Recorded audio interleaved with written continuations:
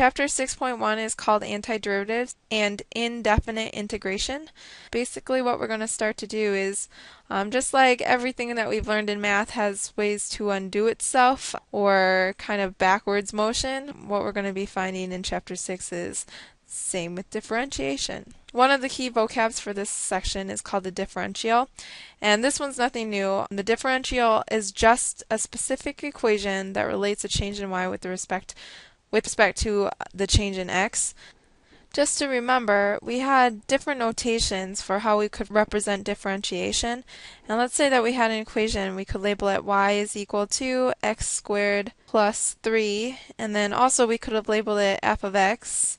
Either one of those two representations would have been fine, but then just understand that when we were notating differentiation, one way we could notate this is that we could come up with the derivative of y, and then we're deriving with respect to x. So the change in y with respect to the change in x is equal to, and then what we would have found is whatever this derivative was.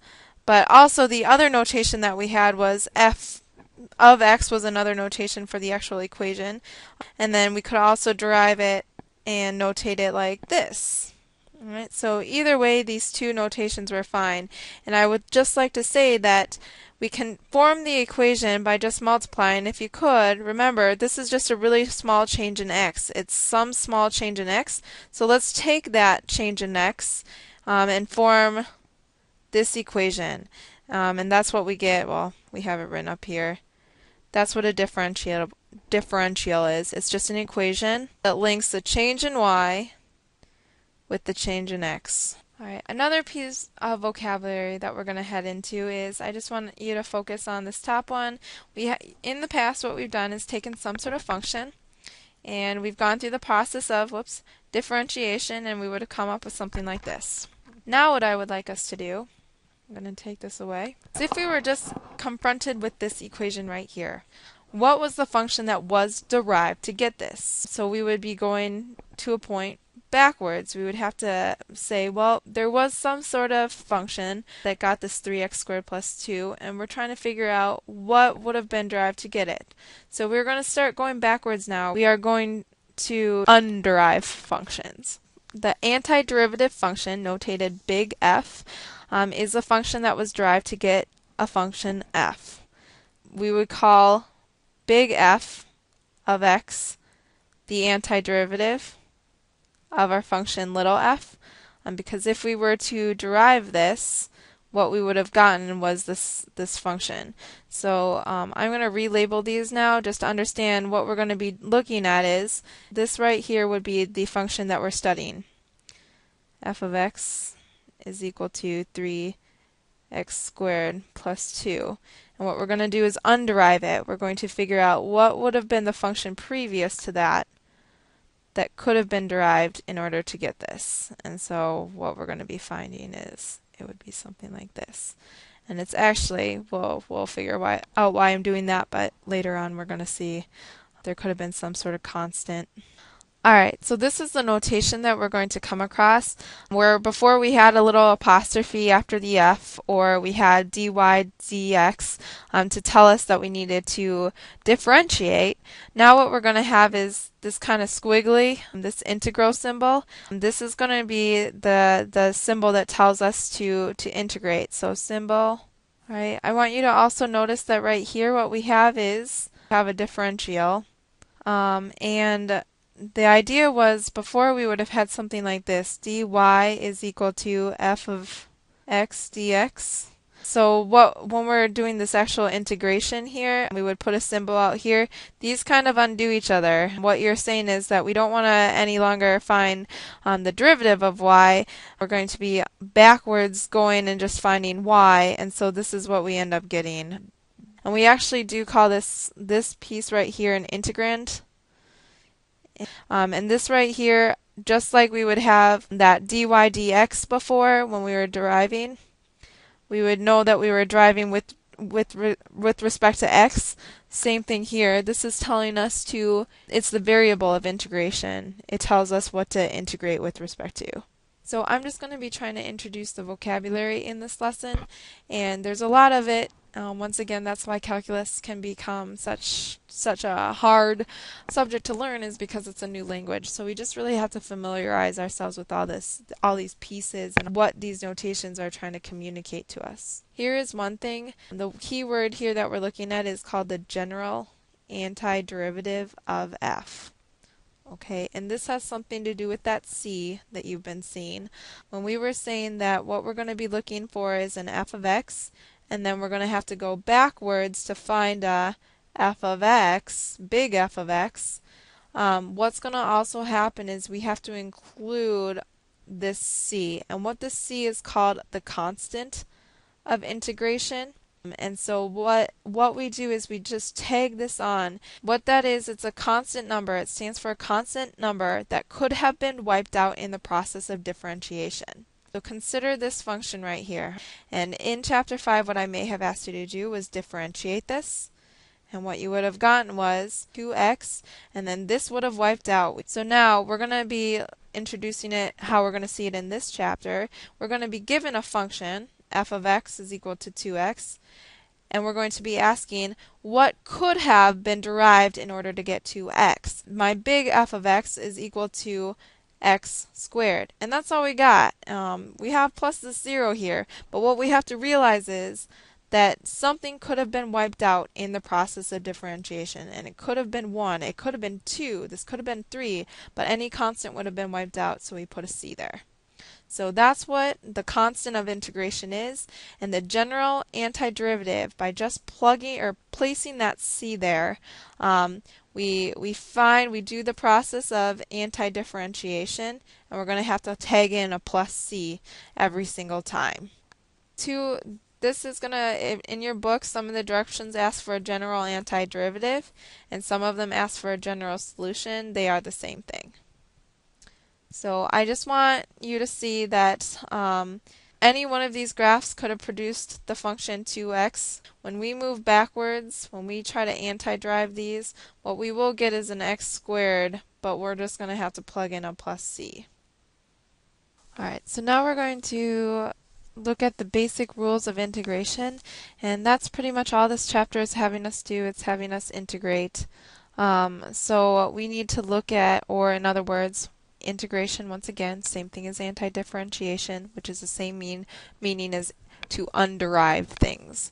On this side, what we're going to be looking at is the differentiation processes that we've used in the past. So in the past, one thing that we looked at was the differentiation of a constant. So it was a constant rule. And what we looked at with the constant rule is if we were deriving a constant. So I'm going to go ahead and put this as our notation. So for example, the derivative of 2 or the derivative of 3, what we were always able to say was, well, that's just a constant, it's equal to 0. So now what we're going to look at is if we're ever integrating 0 with respect to x. So here's our integrand. We're trying to integrate this 0 with respect to this variable of differentiation, so with respect to x. What we are going to be getting is, as a rule, is a constant, some sort of constant. Number 2, the differentiation of a scalar multiple. If we were ever deriving with respect to x, some sort of scalar times x, what we would have gotten, so for example 2 times x or 3 times x, what we would have gotten was just that scalar. Okay, so now what I'm going to look at this is my integrand. It's really that function of study. What we're going to be looking at over here is if I was looking at k with respect to x and I was trying to integrate it, then the backwards motion would say then, alright, what's going to be done here is k, that scalar, but then times our x. And then don't forget, we might have some sort of value that was wiped out. So the most telling thing for this is going to be an example.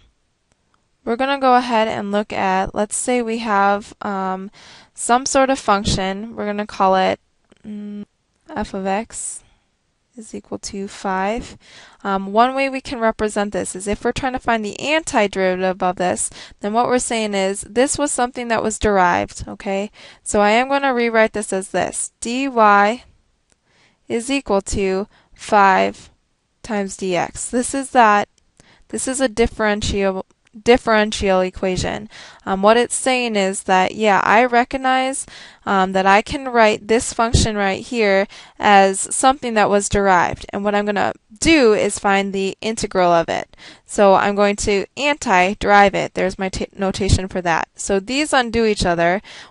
What we're going to find then is y is equal to this integral of this differential really. And what we can recognize is I'm trying to take this integrand and figure out where did this come from with respect to x. And so what we can say, well, it was 5x, but then we have a plus c. So here's my general, this is my general antiderivative. This is the antiderivative, but plus that constant, that integral constant. This is going to be our third one. I'm just going to put this up as a reminder, or as kind of a background to how we're going to come up with this integration of a power. But remember, what we had in the past was a power rule. All right, and if we ever had dx of some sort of, and we were integrating with respect to the variable that was a base to some sort of nth exponent, then what we could go ahead and do was bring down that n as a multiplier. So we would take this down, all right, put it out in front as a multiplier, and then reduce this by 1. All right, so just as a remembrance, what I did was I multiplied by the exponent. That was the first thing I did. And then the second thing I did was subtract from exponent.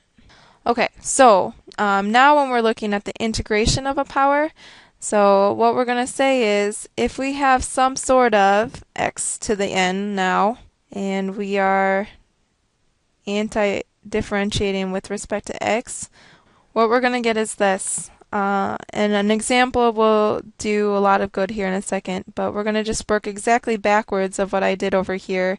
I'm going to add 1 to the exponent. And instead of multiplying, I'm going to divide now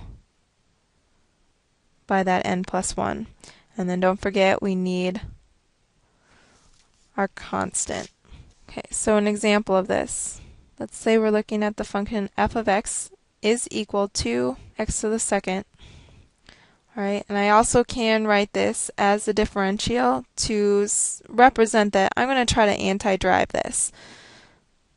And so in other words, this is something that was derived. I'm trying to find the original. So I'm going to write it like this, x squared with respect to x. It was something that was derived with respect to x. So here's just the equation that links dy and dx together. So what I am going to go ahead and say is I would go ahead, the process or the proper notation would be to integrate. And so these would cancel each other out. What I'm going to get is y is equal to, all right, the derivative of x squared dx. And what this is going to be equal to is, now instead of pulling this down and multiplying and then subtracting 1 from it, I'm going to do exactly the opposite. I'm going to add 1 to this. So I'm going to get x 2 plus 1. So in other words, 3, and I'm going to divide by 3, which is the same thing as multiplying by 1/3. And then don't forget your c. All right, and I just want you to kind of, I'm going to be scrunched here, but I'm going to check this, because remember what these antiderivatives should be are it's the function that you could differentiate and get this original, this x squared. So what did we have to do? What did we have to derive in order to get x squared? Well, this was what we're saying that we derived to get x squared. So if you were actually to do that, 1/3 x to the third plus some sort of constant, and you were actually now to derive this all. I'm sorry, I did get scrunched here. But now, in this case, you would bring down that 3. You get 3 times 1/3, which would just be 1x to the second, and then plus a constant. Well, the derivative of a constant would just be x squared. So we got ourselves what this antiderivative, this general antiderivative would be from this x squared. So